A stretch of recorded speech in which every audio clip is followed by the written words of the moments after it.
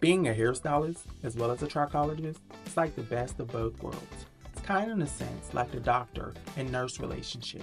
You have the nurse at the bedside getting a first-hand report on what's going on with that patient. As a hairstylist standing behind the chair, I get a first-hand report on what's going on with the hair and scalp. With trichology, it's like the doctor in a sense. We have to assess what the root cause of that issue may be and come up with a treatment plan to help you manage and treat that issue. So for me, being a hairstylist as well as a trichologist, it's the best of both worlds.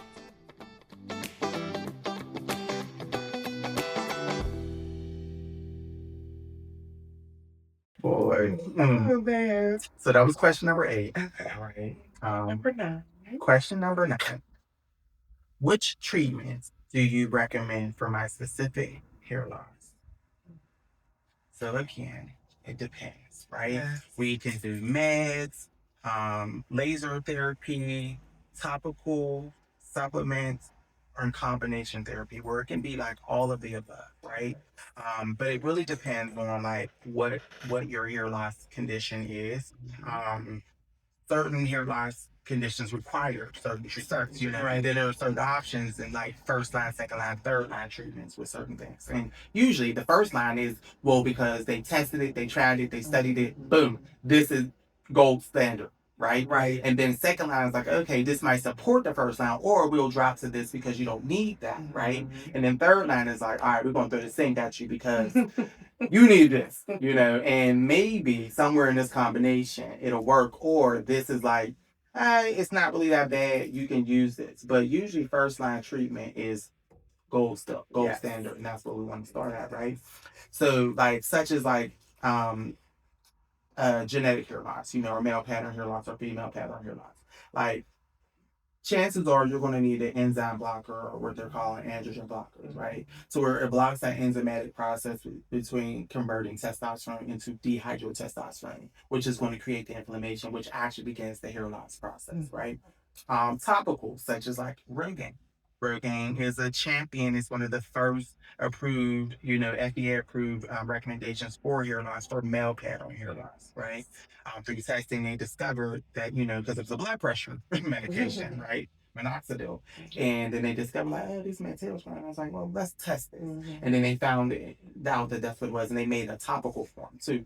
Because it was like also easy application, right? Yes. And then you have like laser therapy and antioxidants, because it's going to block the free radicals that causes inflammation.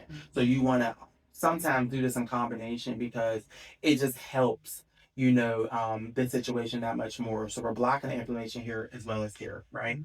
So you have alopecia areata, which first line treatments, steroid injections, right? That is like top tier, boom, that's what you're gonna do because of that. And there's a series of injections, that you must complete. Just like when they say finish your whole antibiotic, complete the series because sometimes you stop too soon because you get results and you think that I'm good, right? No. Yeah. All right. And then you have topicals and antioxidants as well, because again, we're trying to encourage, the growth to come back from top, surface, as well as internal, right? Nutrient deficiency, right? This is a major one, just as we discussed with you with your iron deficiency. It is often like misdiagnosed and overlooked because a lot of times people are not asking, hey, do you take supplements? Do you have low iron? Do you have low vitamin D? What are you doing? What is your lifestyle? How do you eat? Do you sleep? You know what I mean? Do you overwork? Do you burn a candle at all ends? So nutrient deficiency is a big factor because I see that a lot with Black women, and mainly it's iron and vitamin D. Those are the main two culprits that I always see in Black women, in nutrient deficiency. So that's like a telogen effluvium. It's a wrap. It's a excessive shedding, right? Right. And usually once you correct that deficiency, things is normal.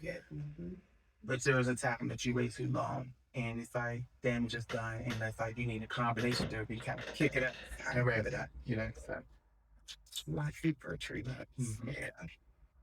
I agree. I'm glad we're in agreement. Yes, you hit them all on the nail there. I didn't have not one different. Well, let's see. We got 30 more questions. Okay, so, all right, question.